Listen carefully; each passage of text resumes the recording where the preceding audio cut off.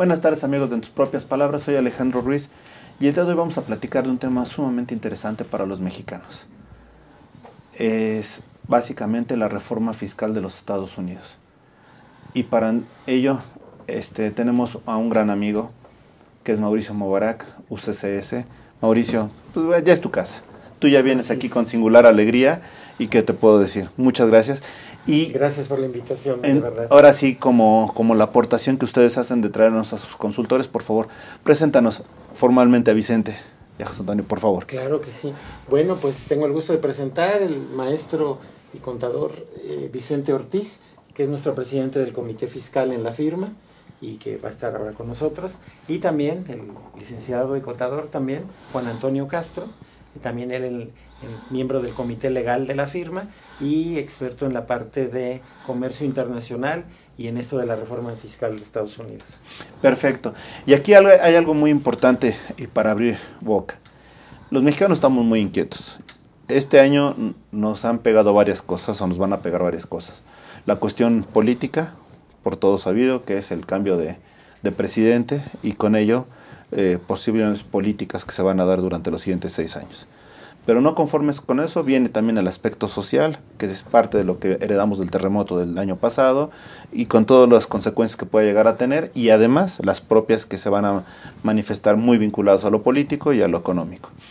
Y el punto importante, que es el punto económico, que es el tema de ahora. Sabemos que el Tratado de Libre Comercio de alguna manera nos está inquietando en demasía. Sabemos que llevan 6 meses, si no mal recuerdo, 6 rondas de negociaciones, pero sabemos que al final, a pesar de todas las negociaciones que se hagan, es probable que tenga la facultad del presidente Trump de eventualmente decir, muy bien, gracias por trabajar, pero no vamos. Entonces son muchas cuestiones de incertidumbre, pero aunado a eso viene la reforma fiscal que se da en Estados Unidos, donde de alguna manera cuando menos los federales bajan los impuestos y eso hace más o menos más competitivo a Estados Unidos y menos competitivo a México. Entonces, en ese tenor, ¿quién quiere empezar para platicarnos qué fue lo que pasó en Estados Unidos? Aquí, Juan Antonio. A ver, Juan Antonio. Bueno, lo que todos sabemos es una reforma que se empezó a difundir a partir del segundo semestre de 2017. Sin embargo, ya era una reforma anunciada desde la campaña de Trump. Realmente lo que está en lo que consiste esta reforma es una modificación de gran calado en donde el gobierno estadounidense lo que intenta hacer, y es muy probable que lo logre, es convocar a todas sus inversiones que están fuera de Estados Unidos a través de ciertas medidas que permiten hacer más atractivo, como bien dices, a los Estados Unidos desde el punto de vista fiscal. La reforma fiscal tiene dos ópticas o dos fases, que son todas las utilidades que han estado o que se han generado fuera de los Estados Unidos hasta 2017. Y la segunda fase sería todo aquello que se va a generar dentro de Estados Unidos a partir de 2018. Es un hecho o es altamente probable que la reforma fiscal, tal y como está orientada hacia las utilidades generadas hasta 2017 que estén en el extranjero, se van a concretar. Digo, yo creo que buena parte de las firmas estadounidenses van a tomar la reforma fiscal, que es una repatriación. Y la segunda fase probablemente se dé en los niveles que está esperando el gobierno norteamericano. De ahí en más, ese es a grandes rasgos en lo que consiste la reforma. Ya a partir de esa óptica empezamos a ver los pormenores que está proponiendo el gobierno estadounidense, y a nosotros a nivel de país, México, obviamente nos resta competitividad, que es ahorita lo que quisiéramos incrementar, ¿no? La competitividad para atraer inversiones. Entonces, en términos generales, lo que podemos decir es que la reforma estadounidense es una disminución de impuestos para empresas que tienen inversiones, en la primera fase, para aquellas utilidades que estén en el extranjero. y a una segunda fase pues, para las utilidades que se vayan a generar dentro de los Estados Unidos. Ahora bien, ya con esto me llama la atención, de forma inmediata, ¿qué nos pega en este momento a México? Esa repatriación de capitales. ¿Quién? Yo creo. Vicente. Hay una situación muy particular. Es verdad que al hablar de una reforma de los Estados Unidos, de decir que una tasa general del 35 baja al 21, aparentemente es una tentación enorme que en un momento dado Estados Unidos se convierta en un país preferente. Pero el hecho de que se convierta en un país preferente es una hipótesis muy subjetiva. Recordemos, como lo hemos platicado en otros foros, Antonio y su servidor, ellos tienen un impuesto estatal. El impuesto estatal puede ser desde 6 hasta el 8.5%. Ese impuesto estatal no aplica en los tratados de doble tributación. Por tal motivo, si bajase el impuesto federal al 21% más el 8.5%, estaríamos, o el 8%, vamos a observar, estamos en un 29%. Para un 30% que se paga en tasa federal, posiblemente no sea tan tentativo. Y el valor efectivo o la tasa efectiva de impuesto a pagar va de conformidad con las características de cada empresa en los Estados Unidos. No podemos hablar de algo específico. Ahora, el impacto en México sí es importante, porque si México, lo decía yo con mucha particularidad y quise recordar con todos, busco recordar que hagamos memoria. Para los jóvenes que están muy jóvenes, no vivió una etapa enorme de transición de México en el 78, cuando hubo la desaparición de muchas bases especiales de tributación, donde se quitaron enormidades, cuotas fijas, regímenes preferenciales, y quedaron solo pequeños contribuyentes, en aquel entonces causantes menores. Entra en vigor el IVA en 1980, empieza la resolución miscelánea y existían muchas cosas. Todo ese proceso fue con el afán de incrementar impuestos y que hubiera no nada más impuestos, sino también más base para determinar el cálculo de impuestos. En la actualidad, con el sistema de fiscalización que cada día es más sustentable, la tecnología por sí sola ha avanzado bastante, ha hecho que la información que los contribuyentes otorguen pueda de alguna manera cruzarse la información, y eso ha aumentado la declaración. Palabras sencillas para nuestro auditorio. Antes de que hubiera una declaración informativa de operaciones con terceros, pues a veces el contribuyente, confiado en que no iba a tener ningún problema, ponía IVA acreditable o IVAs de pagos más elevados de los que realmente tenía. Cuando empezaron las declaraciones informativas, lo que pasó que aumentó en 70% la recaudación del impuesto al valor agregado. Entonces, llevamos desde el 2014 una contabilidad, una fiscalización más efectiva. Siempre lo he dicho, a mejor fiscalización, mejor recaudación, y entonces puedes ya tener un superávit en la recaudación y poder de alguna manera optimizar las tasas de impuestos para que el precio final sea competitivo. El hecho de que ahora Estados Unidos presente una reforma donde baja en la base baja el impuesto, eso nos está espantando cuando nosotros lo debimos de haber hecho hace 4 años. Entonces, si ahorita queremos tener problemas o pensamos tener problemas, sí, es posible que aunque sea un 1 o un 2%, se convierta Estados Unidos en un país preferente. No dije paraíso fiscal, que no es lo mismo. País preferente. Ahora bien, México en sí va a enfrentar esa circunstancia. Ahora bien, hago la remembranza de periodos anteriores, porque desde hace 4 años hay muchas cosas que México dejó de hacer. Durante más de 10 años tuvimos tasas fronterizas preferenciales, un IVA un 6%. ¿Con qué finalidad lo hacíamos? Lo hacíamos con la finalidad de ser competitivos en el precio, en los precios al público con la frontera. ¿De dónde se nos ocurrió elevarlo a la tasa general del 16%? Y ya nos alejábamos un poco más, hacíamos menos competitivo los negocios en la frontera. Nada más pongo ese ejemplo. Por consiguiente, con esta baja de tasa de Estados Unidos, 1 efectivo, 1, 2, 3, el porcentaje que ustedes gusten, nos genera a nosotros una situación de ser un mercado caro. Entonces, de alguna manera, es lo que yo decía, ser procreativo.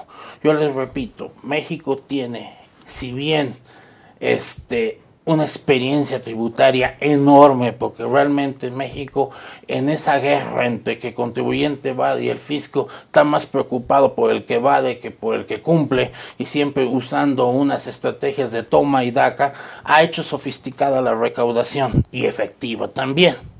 De esa manera, nuestro gobierno de alguna manera puede retomar el historial en todo un acervo de experiencias fiscales y puede empezar a realizar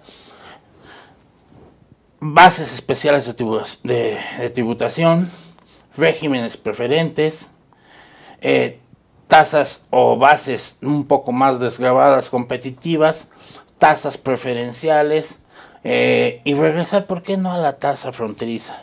Entonces son muchas cosas que debimos haber empezado hace 4 años y que ahorita vamos a tener, a lo mejor lo tiene que hacer el gobierno de una manera, si no desesperada, porque el impacto real no es tanto, pero sí vamos a vivir el bluff de lo que ahorita genera el programa, la inquietud, el miedo de que en un momento dado haya fuga de capitales. Sí los va a haber. Pero va a ser una desmedida a lo mejor nerviosa, no el efecto real no va a ser tanto, pero no deja de ser que Estados Unidos está pensando en ser un país preferente, en repatriar capitales y efectivamente que muchos volteen los ojos a los Estados Unidos a invertir, no tanto que se vayan de México, sino el futuro inversionista de otros países de un poquito de volteón a los Estados Unidos. Pero tengo aquí una duda, porque, por ejemplo, el año pasado se mencionó en los periódicos a principios de año que Ford, por el temor a Trump, se mencionó de que se regresaba a Estados Unidos. Eso es lo que se dijo en los medios. Sabemos que después se desmintió que no era necesariamente lo señalado, que era otra planta que se iba a hacer y al final no se hizo, que no se hizo. Pero por el otro lado, la semana pasada también dijeron que Chrysler se estaba retirando, lo cual tampoco es cierto, porque Chrysler no es las plantas que tienen en México, sino era una planta que podría haber venido a México, que al final no vino, nada más la movieron de estados. Las pick-ups. Las pick-ups, exacto. Entonces lo que estamos viendo es una guerra mediática, pero mi pregunta es, tú, en tu experiencia, Mauricio, ¿qué le sugieres en esta primera etapa? ¿Qué le sugieres a los inversionistas mexicanos y sobre todo a los mercados mexicanos que tienen cierto temor? Bueno, hay que actuar con mucha cautela, sí hay que tomar en serio todo esto, yo pienso que sí, porque hay una consideración, y es algo que platicamos tuvimos un evento en la Universidad Nacional Autónoma de México y hablábamos esto. Todo esto tiene un efecto económico, que tal vez todavía ni lo conocemos. Por un lado, al bajar Trump la tasa de impuesto, lo que está buscando es que el PIB de Estados Unidos crezca más aceleradamente. O sea, lo que están asumiendo es que al tener un déficit por cobro de impuestos, lo van a recuperar con crecimiento. ¿Ok? Pero también, algo que hemos hablado entre nosotros, hemos tenido ya muchas reuniones de esto, es que tal vez Trump se va a volver el padre de la robotización. Perdón, Mauricio, me están llamando a una pequeña pausa. Perfecto. Si quieres, hacemos una pausa y regresamos, amigos de Aztele, amigos de Cadena H, Total Play, Canal 169. Volvemos.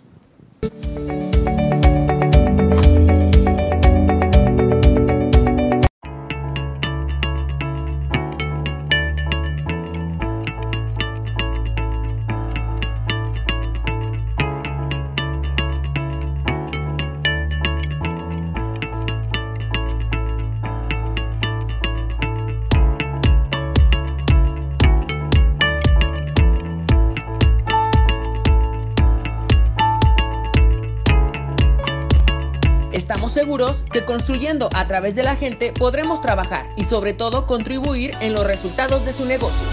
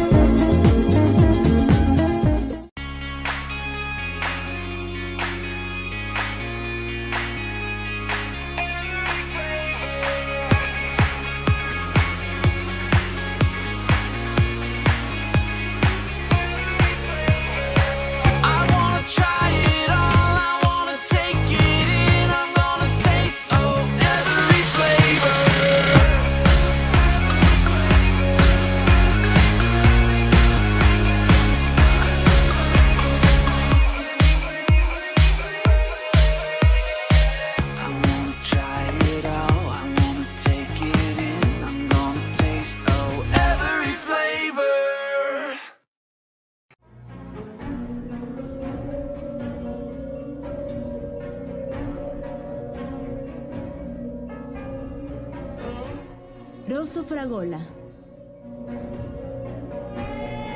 Arte en fresa que seduce tus sentidos.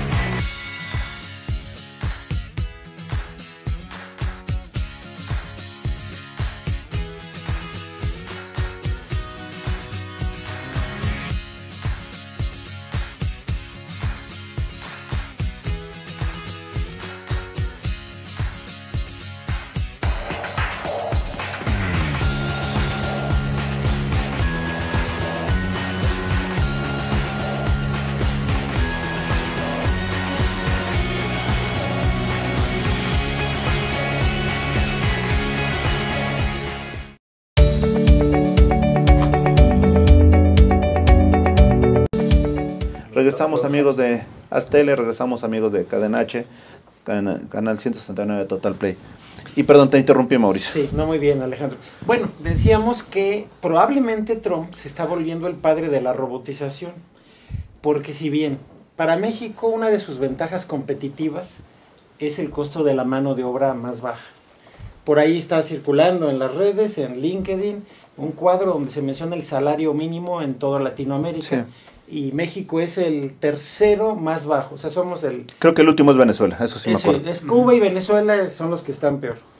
Pero hasta arriba está Panamá, Costa Rica, Argentina, Chile. Sí, son países de avanzada, definitivamente.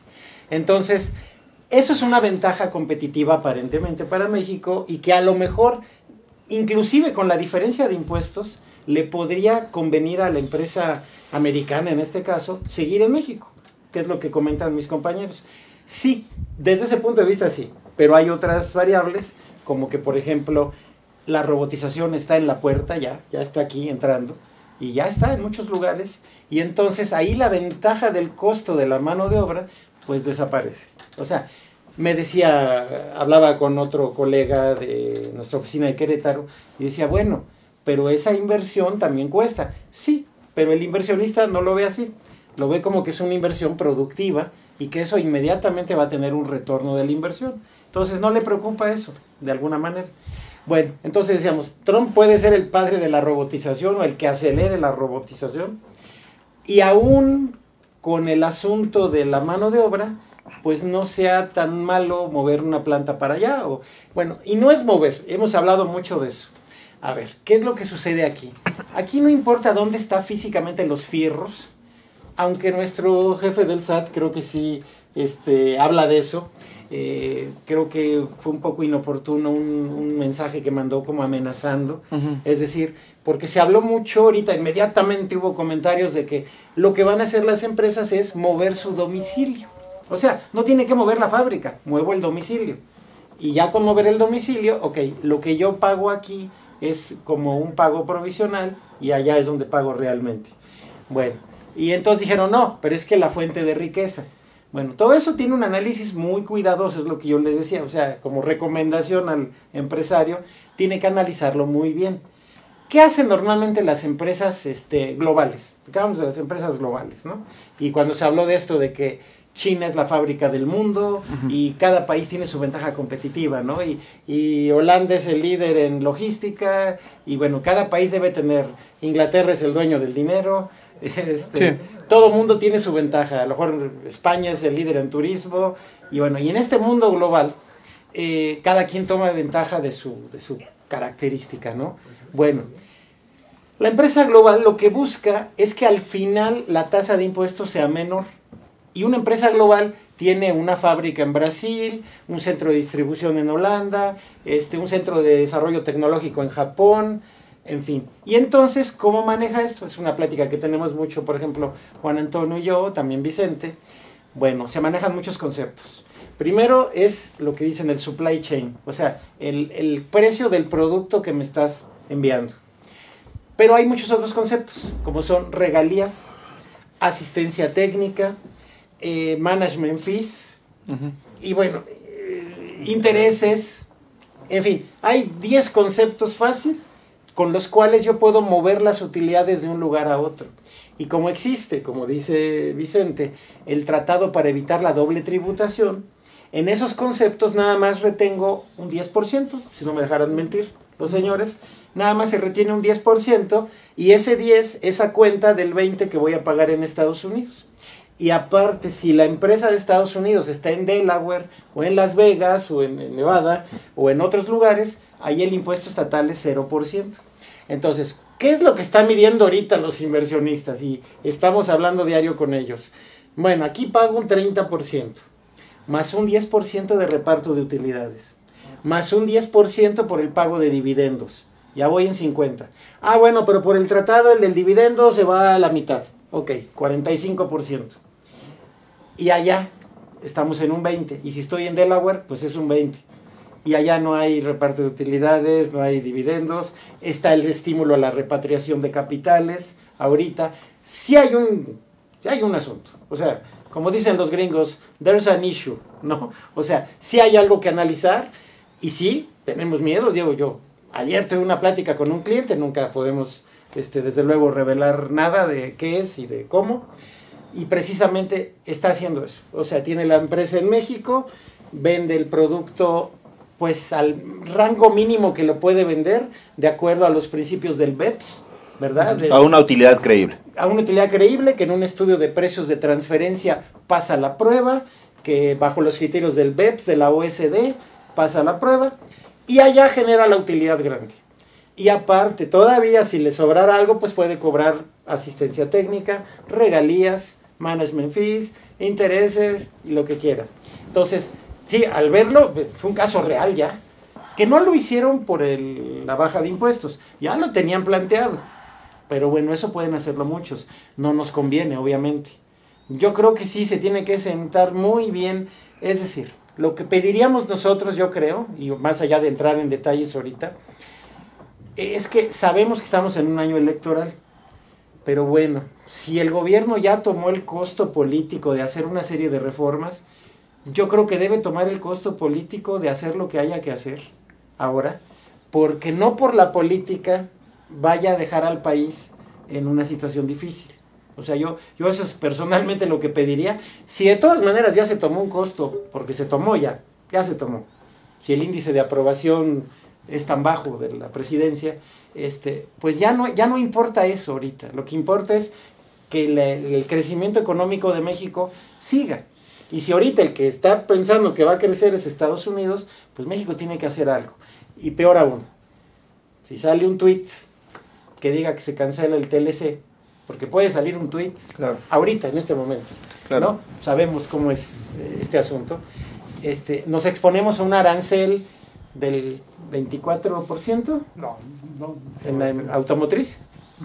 No. Nos exponemos a un arancel que entonces sí nos causaría un efecto muy grande. Entonces, yo creo que ahorita deberíamos de salirnos del entorno de los tweets, de lo político, y que realmente se sienten los que saben de esto, economistas, financieros, gente de comercio, analizar realmente qué tiene que hacer México.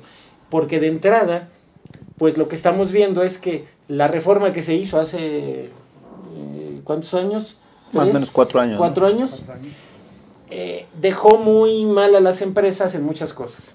Es decir, se eliminó, se redujo la deducción de previsión social, la deducción inmediata de activos fijos pues ya se nos acabó y es muy importante. La repatriación de capitales, el beneficio por repatriación también ya se nos acabó cuando allá lo están activando. En fin, yo creo que inclusive hemos hablado entre nosotros, tal vez no hay que bajar la tasa de impuesto.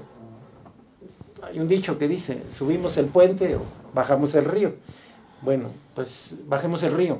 O sea, tal vez no podemos subir el puente, no podemos subir la tasa, pero sí podemos hacer más coherente el asunto, ¿verdad? Porque un inversionista, un empresario, cuando invierte en una máquina, pues él no ve que se va a depreciar, él ve que ya salió el dinero. O sea, la caja ya no tiene el dinero. Entonces, para él debe ser una deducción. Es muy importante, porque si no, lo piensa 2 veces para invertir, ¿no? Entonces, hay que analizar muy bien. Hay una tarea que es del gobierno, claro, eso no lo podemos hacer nosotros, pero en cuanto a los empresarios, pues cada uno, de acuerdo a la industria en que esté, de acuerdo a los precios del mercado, de acuerdo a muchas variables, tendrá que poner en blanco y negro exactamente un presupuesto financiero, un análisis de alternativas y ver cuál le conviene más. Ahora bien, Mauricio, digo, nada más me llama la atención y ahora sí que en forma breve, ¿hasta ahorita ha reaccionado la autoridad mexicana en este sentido? No. Nada. No hay nada. No. Y ese no hay nada es por un costo político o porque no lo quieren asumir. Y la otra, que me llama la atención, quien venga, o sea, ¿tendrá que continuar con un plan coherente? ¿O cómo tendrá que reaccionar a lo que está haciendo Estados Unidos? Tiene que haber una reacción. Definitivamente tiene que haber medidas, no drásticas, simplemente preventivas. Tiene que haber. Lo de Trump, como decía Antonio, ya tiene mucho tiempo. Sin embargo, vino una ley de ingresos publicada en noviembre y ni solo se ve una modificación. El costo de la vida, la inflación nada más. La recaudación más alta fue del 9 puntos. Se estima un incremento del 9.84% en ISR en IVA. Ese efecto solamente es costo de vida. Nos viene la resolución miscelánea 2 días antes de la Navidad, el 22, y no hay nada. No hubo nada, nunca tuvieron ningún efecto, salvo una regla en el que toca no nuevo, sino simplemente desglosa un procedimiento amistoso, que así le llaman ahora, para efectos de agilizar cualquier controversia en la aplicación o que te afecte la aplicación de un tratado para doble tributación. O sea, de alguna manera visualizaron que en cuestiones de facilidades administrativas había que regular algo, pero vino como resolución miscelánea.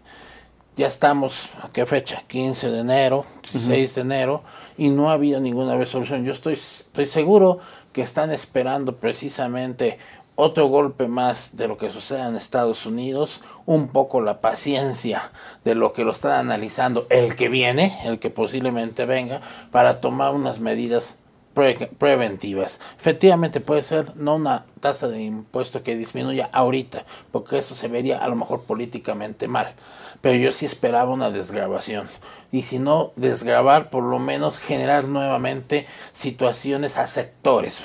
Ya Mauricio en alguna plática lo dijo, hay muchos Méxicos, y según es el nivel de México debe tener unas formas especiales de tributar, no tan sofisticadas, no tan complejas, no tan costosas. Entonces debe incrementar las cuotas fijas, incrementar algunos elementos para determinado grupo de gente. Entonces eso esperamos que en este proceso empiece a haber algo. Perfecto, vamos a hacer una pequeña pausa, pero al volver yo te preguntaría, Antonio, tú que le has dado más seguimiento a lo que es Estados Unidos, ¿qué sigue para ellos? Porque ya vimos que hay una reducción en cuanto a impuestos, tú ya lo dijiste, en 2 etapas, etcétera. Pero el ahora, que nos afecte a nosotros directamente este año, ¿qué sería? No me digas, vamos a hacer una pequeña pausa, regresamos, estamos en tus propias palabras.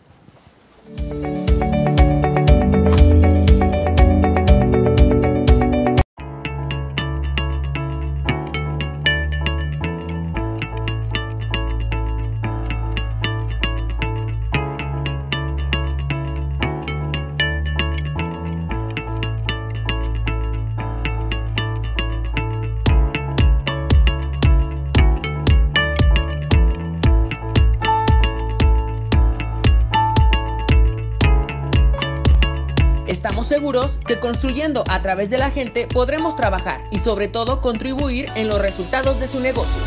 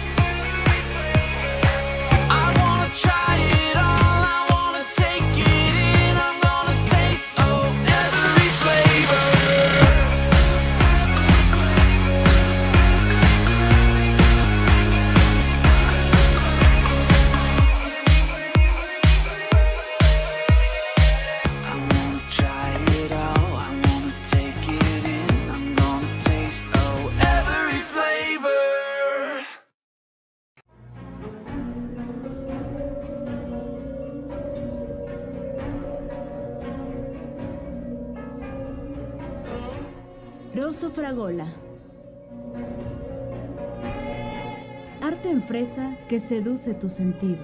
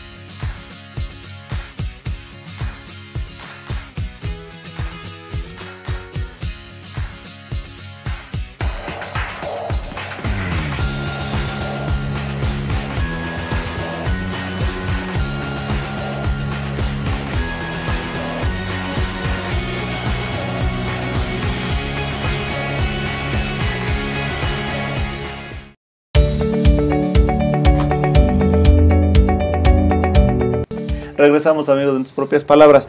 Y Toño, te preguntaba antes de irnos, a ver, espérame, ¿qué es lo que sigue para los Estados Unidos que nos va a afectar directamente en México? Bueno, lo que sigue ya es más bien poner en términos más sencillos y más sencillos, más claros, todo lo que es la reforma. Vienen regulaciones, vienen ordenamientos de menor nivel, pero que van a detallar cómo debe cumplirse esta gran reforma que ya lanzó el Congreso. Pero las principales bases ya están ahí dadas. Lo que viene, eso es en materia, digamos, administrativa o digamos legal a nivel de Estados Unidos. Lo que viene acá de impacto para México es evaluar los movimientos que van a hacer las corporaciones estadounidenses que tengan inversiones en México. Es decir, van a reestructurar sus negocios, van a reestructurar esquemas del supply chain, de cobro de intangibles, regalías, intereses, etcétera. Van a reestructurar todo este tipo su negocio, y ahí es donde también nosotros tenemos que estar atentos para saber cómo nos va a impactar. Perdón, nada más cuando dices reevaluar, de alguna manera ahora sí se va a poner más de moda lo que es la evaluación de intangibles. Bueno, por un lado va a ser lo de evaluación de intangibles, por otro lado va a ser dónde se va a alojar ese intangible, por otro lado va a ser vigilar con lupa, siendo muy escrupulosos, la razonabilidad del cobro de intangibles. Yo creo que viene una guerra de alojación, o de alojamiento más bien de recursos en diferentes jurisdicciones, y cada jurisdicción cada país, cada gobierno va a intentar que el dinero no se vaya a otro país. México tiene sus propias reglas. Estados Unidos acaba de introducir reglas aún más agresivas de las que tiene México, y mucho es por este esquema o este régimen territorial que ha adoptado Estados Unidos. Un régimen territorial es aquel en donde se grava la salida del capital, a diferencia de los regímenes de renta mundial en donde grabas las utilidades que obtengas en cualquier parte del mundo. Ahora lo que vas a grabar es que ese dinero no salga de tu territorio. Y si sale, va a estar fuertemente grabado. Pero perdón, ¿qué va a pasar con las reacciones de otros países? Concretamente estoy pensando las facilidades que está haciendo China para venir a invertir, lo que está haciendo de alguna manera Rusia, que está tratando de abrir, ¿qué va a pasar con este nuevo interés de generar el TPP, Inglaterra de participar en el TPP? ¿Qué va a pasar con todos esos otros países? ¿Irán a poner la balanza que México no está poniendo en este momento, o cómo va a funcionar? A todo el mundo va a estar dentro de la balanza, todo el mundo va a estar analizando el impacto de acuerdo a los principales sectores que manejen. Todo el mundo, México lo va a hacer. Ahorita lo que sí hemos visto es que México no ha actuado de la manera en que nosotros nos gustaría verlo, ¿no? Hay tiempos políticos, hay tiempos legislativos, pero nos gustaría haber visto tal vez algún movimiento inmediato, como por ejemplo prolongar la vigencia del decreto de repatriación de capitales, que funcionó muy bien. se acaba de cerrar en octubre y le funcionó muy bien al gobierno mexicano. Algo por el estilo podría suceder. Un decreto presidencial de algún estímulo extraordinario dentro de las facultades del presidente se puede dar. A nivel legislativo se ve muy lejano porque se tendrán que confrontar diversas fuerzas políticas y con análisis muchísimo más profundos para hacer una reforma. Pero yo creo que ahorita si hay alguien que le toca reaccionar es al gobierno mexicano, sobre todo para transmitir pues, tranquilidad a los inversionistas que están de aquel lado y de este, y también para transmitir empatía. O sea, básicamente Ejecutivo actúa. El Ejecutivo es al que le correspondería hacer algo inmediato. Y por otro lado, perdón, aquí algo que me llama la atención, yo puedo entender que los profesionales estemos medianamente inquietos, pero ¿dónde está la reacción de las cámaras? ¿Dónde está la reacción empresarial de las asociaciones? O sea, perdón, si yo veo aletargado un tanto al Ejecutivo y a las autoridades, pues también a los empresarios, ¿no?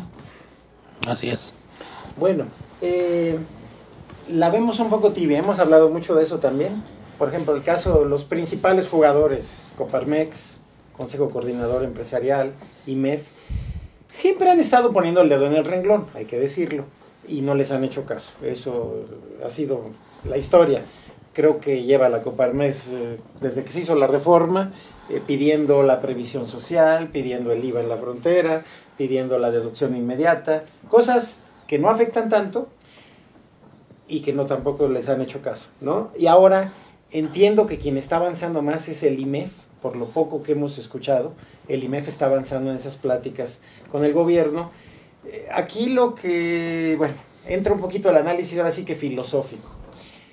Dicen que no se puede hacer una reforma porque no da el presupuesto para una reforma. O sea, si hago una reforma de lo que sea, el gasto, el equilibrio ingreso-gasto del gobierno se va a romper. Okay. Pero bueno, filosóficamente, ¿se va a romper más si salen inversiones de aquí? No sé si me explico. O sea, sí, claro. Puede ser más caro quedar bien aparentemente ante todos y por abajo estar perdiendo que afrontar el hecho. O sea, yo creo que no lo quieren afrontar. Y ese es yo creo que el principal problema. Sí creo que las cámaras tienen que hacer un papel más activo. O sea, si bien lo quieren hacer, no les hacen caso. Creo que eso es lo más triste del asunto, que no les hagan caso. O sea, porque al final, como dicen, el empresario no es el malo de la película, el empresario es el que crea empleos. O sea, muchas veces se habla, y por eso lo político no se debe mezclar en esto. Se habla de que el empresario se lleva la utilidad y no. Si no hubiera empresarios, habría un desempleo espantoso, ¿no? Entonces, el empresario es alguien que es muy importante para el país y es al que hay que cuidar.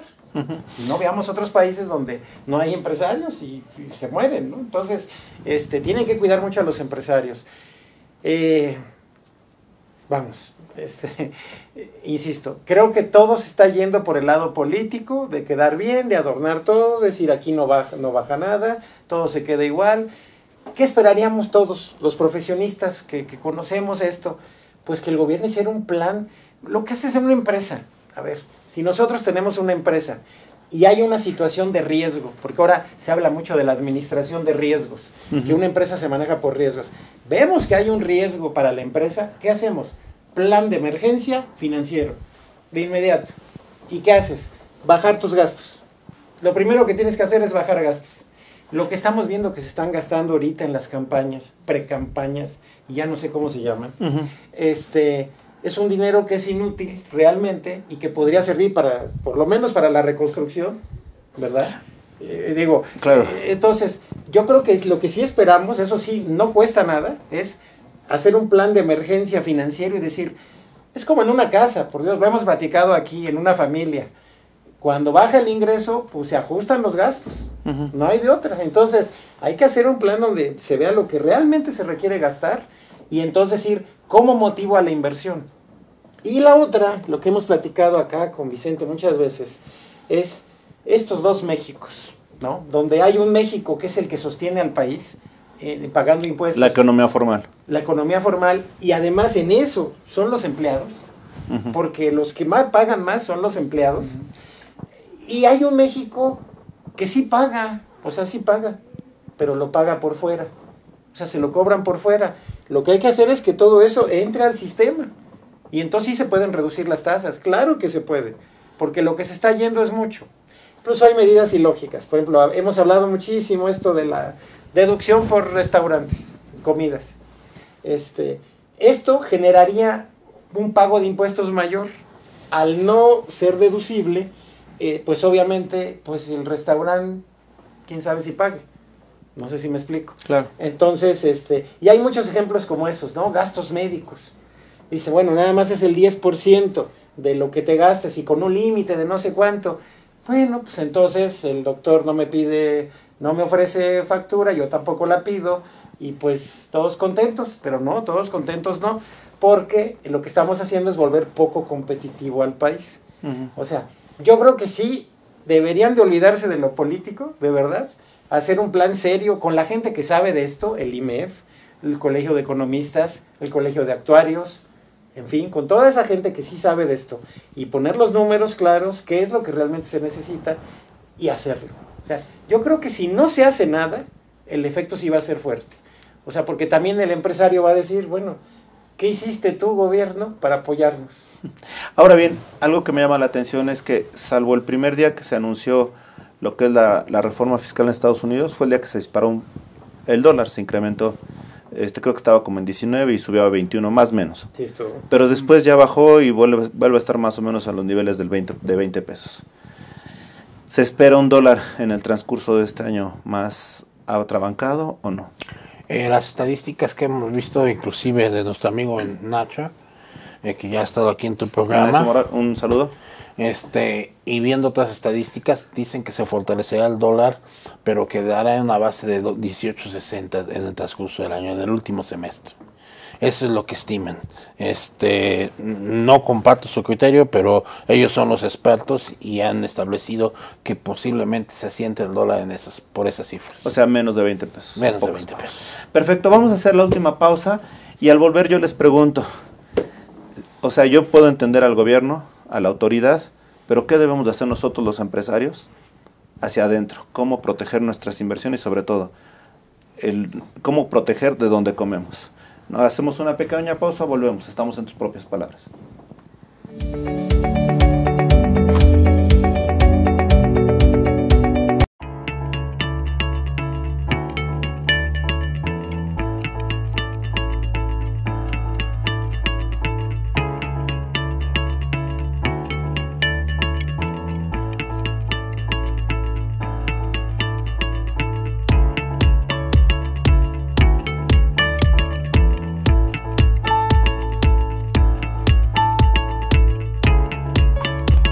Estamos seguros que construyendo a través de la gente podremos trabajar y sobre todo contribuir en los resultados de su negocio.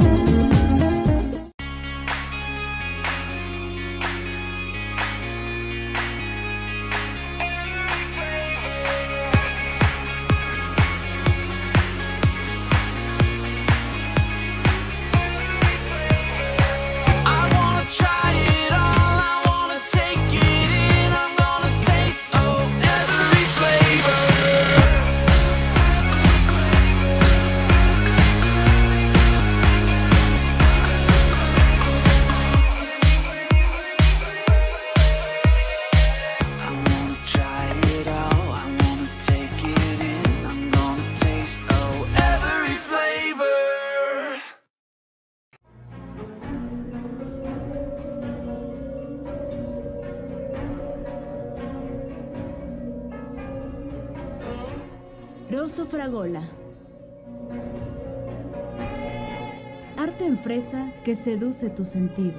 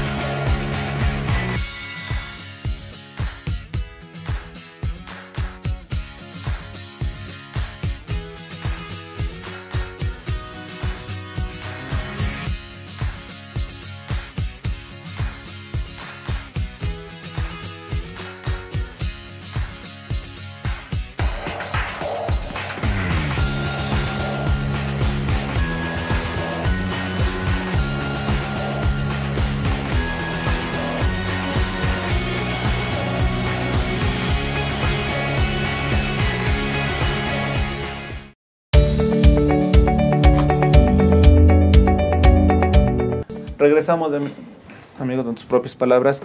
Les digo, algo que me llama la atención y ahí sí me gustaría saberlo de ustedes. ¿Qué le sugieren a los empresarios mexicanos para que cuiden la fuente de su riqueza, de donde comemos todos, que es la empresa? Toño, Mauricio, bueno, Vicente. Como comentábamos ahorita en comerciales, hay mucho que hacer, pero en resumidas cuentas debe haber un replanteamiento de estructura administrativa que le permita abastecer o analizar su presupuesto de gastos. 2, manejar las reservas de las empresas y optimizar sus recursos de alguna manera en agrupamientos de organizaciones para hacer como una especie de servicio de integradoras, de tal manera que los costos le permitan a las empresas poder, vía costos, equiparar el precio de mercado comparado con otros precios internacionales y de alguna manera tener un beneficio para México. Serían 3 puntos que serían susceptibles de analizar. No son los únicos, nada más los menciono porque son los que de alguna manera son de carácter general para todos los empresarios. Muchas gracias, Vicente. Toño. Sí, bueno, un factor que yo sí le recomendaría al empresario mexicano es replantear, como bien dice la palabra, la estructura financiera y fiscal que actualmente tiene y resistir la tentación de ciertos movimientos, ¿no? Sin antes haberlos planeado. Un ejemplo típico es decir o sentir que si hay otro país que te ofrezca una tasa más barata, te puedas llevar allá ciertos atributos. Por ejemplo, las marcas. Y decir, bueno, me llevo las marcas allá a un país, Estados Unidos, donde voy a pagar menos. Ese movimiento tan burdo, bueno, tan claro, sería una práctica inaceptable. Fiscalmente hablando, sería una práctica inaceptable. Entonces, tendría que haber mucho cuidado en el análisis y en el replanteamiento del esquema de negocios. Perfecto. Mauricio. Bueno, esto siempre ha sido válido, hoy lo es más válido. Y es un poquito lo que hacemos nosotros como asesores, es hacer más eficiente a la empresa. O sea, creo que lo han dicho de alguna otra forma también mis compañeros, es hacerla más eficiente en todo. En una empresa, cuando uno analiza, tiene unos costos financieros terribles que no vale la pena tener, y todo por una ineficiencia en el manejo de los recursos, donde no cobro a tiempo, pago antes de lo debido, en fin, no se sabe manejar la tesorería, por un lado. Por otro lado, mis costos operativos son muy altos. Hemos heredado muchas cosas. Hemos heredado empresas que todavía funcionan un poquito burocráticamente. Es decir, hay empresas que uno entra y parece oficina gubernamental porque se duplican muchas funciones. Se hacen la misma tarea 1, 2, 3 y 4 veces la misma tarea. No se ha automatizado bien la empresa. Y lo que estamos haciendo ahorita de la factura electrónica y todo eso, realmente es nada más la punta del iceberg, es lo final, es lo que sale. Pero en realidad todo lo que está atrás sigue muy ineficiente. Muy ineficiente.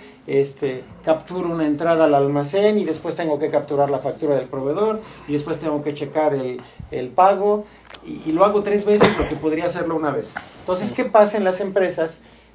Vicente ya habló de la ineficiencia fiscal, yo hablo de la ineficiencia financiera y administrativa, donde en una empresa puede funcionar igual sin correr personal, sin despedir gente, puede funcionar igual, pero gastando menos. Y al gastar menos, se prepara para, pues sí, vivir una situación no competitiva de impuestos, que no es competitiva, es un hecho. Pues yo creo que nos hemos cuidado todos de decir esto, nos hemos cuidado, pero debemos de olvidarnos de lo político ahorita en este momento. Si estamos hablando con empresarios, en este momento no somos competitivos y así que, bueno, no hay más que de dos. O sea, o cambio mi estructura, pero como no la quiero cambiar porque queremos apoyar a nuestro país, pues lo único que puedo hacer es volverme eficiente. Es lo único que puedo hacer. Aprovechar, sin decirlo malignamente, las ventajas que nos otorga la ley. O sea, sin salirnos del marco legal, hay muchas cosas que sí se pueden hacer. Claro. Que sí hay, ya dijo Vicente algunas, hay muchas otras más que podríamos platicar. Yo creo que es aprovechar lo que se tiene, con el afán de que en México siga siendo competitivo. Pero sí, si tuviéramos que darle un mensaje ahorita a las autoridades, señores, no somos competitivos. Entonces, y podemos ahondar en otras cosas, que tenemos costos más caros de energía, de combustible, de energía eléctrica, telefonía apenas se está poniendo al parejo después de 30 años. No estamos en precios internacionales. O sea, los argumentos que nos dan para subir un precio, como que vamos a entrar a un precio internacional, ejemplo gasolina, que es el más calientito, pues no es válido porque nuestra economía no es de precio internacional. Entonces, no es válido, los sueldos no son internacionales y entonces no podemos pagar costos internacionales cuando la economía interna no es internacional. No sé si me explico. Sí. Entonces, bueno, lo que podemos hacer, hay una opción que sí la hay y como dice Juan Antonio, habría que cuidar el cómo hacerlo, quién lo hace y cómo lo hace, que es mover ciertas estructuras a otros lugares. Hay lugares como Holanda, donde las marcas están exentas, ¿verdad? En fin, pero no es lo que queremos es apoyar a nuestro país. Entonces, con lo que tenemos, sí se puede hacer más, mucho más, pero hay que analizarlo muy bien. Perfecto. Pues ustedes que nos han seguido tienen ya elementos para su toma de decisiones. Muchísimas gracias a nuestros amigos de UCCS. Gracias, Toño. Gracias, Mauricio. Gracias, Vicente. Y a usted que nos ha seguido, muchísimas gracias. Esto ha sido en tus propias palabras.